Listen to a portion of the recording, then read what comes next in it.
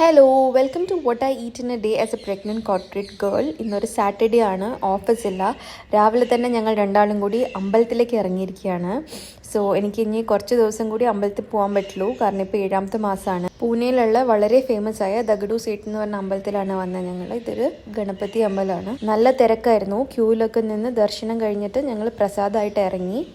ഒരു കരിക്ക് ഒടിച്ചിട്ട് അടുത്ത് തന്നെയുള്ള ഒരു റെസ്റ്റോറൻറ്റിൽ പോയി ഫുഡ് കഴിക്കാൻ. ആദ്യം തന്നെ ഒരു മസാല പാപ്പഡ് ഓർഡർ ചെയ്തു. ഇത് മിഥുൻ്റെ ഫേവറേറ്റ് ആണ്. പിന്നെ കുടിക്കാനായിട്ട് ലൈം സോഡയും ജൽജീര സോഡയും ഓർഡർ ചെയ്തു. ഞാൻ മെയിൻ കോഴ്സിന് കഴിച്ചത് മഷ്റൂം ഫ്രൈഡ് റൈസ് ആണ്. മിഥുൻ കഴിച്ചത് ഗാർലിക് നാനും പനീർ കറിയാണ്. ലഞ്ചൊക്കെ കഴിച്ചിട്ട് ഞങ്ങൾ ചെറിയ അവിടെ തന്നെയുള്ള ഒരു സ്ട്രീറ്റ് ഷോപ്പിങ്ങിൻ്റെ അവിടെ പോയി. പക്ഷെ ഒന്നും വാങ്ങിയില്ല. അത് കഴിഞ്ഞ് ഡയറക്റ്റ് ഐസ്ക്രീം കഴിക്കാൻ പോയി. ഇതെൻ്റെ ഫേവറേറ്റ് ഐസ്ക്രീം സ്പോട്ടാണ്.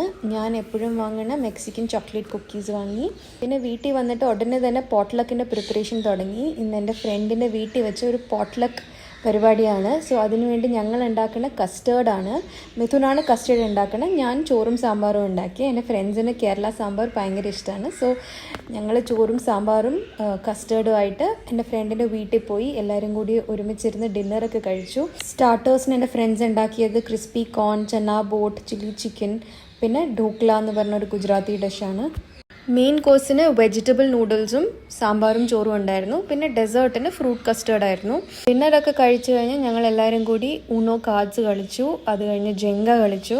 ഒരു നല്ല ഫൺ നൈറ്റായിരുന്നു. എല്ലാം കഴിഞ്ഞ് ഞങ്ങൾ എല്ലാവരും വീട്ടിൽ തിരിച്ചു പോയപ്പോഴത്തേക്കും 4 മണി രാവിലെയായി. അപ്പോൾ അത്രയേ ഉള്ളൂ. Okay, by.